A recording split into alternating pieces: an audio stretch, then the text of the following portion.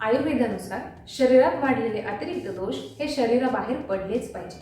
कोरोनामध्ये छातीत वाढलेला अतिरिक्त कफ हा श्वास घ्यायला त्रास होणे व इतर कॉम्प्लिकेशन्स वाढवत जातो. यावरती घरगुती उपाय म्हणून अर्धा वाटी तिळाचे तेल, पाऊण चमचा सैंधव मीठ मिक्स करून त्यांना कोमट करून हलक्या हाताने छातीला आणि पाठीला मसाज करायची आहे आणि त्यावरती स्टीम म्हणजे वाफ घ्यायची आहे. यालाच स्नेहन आणि स्वेदन म्हणतात. हे कसे काम करते तर तिळाचे तेल हे कफ न वाढवणारे आणि वात शामक आहे.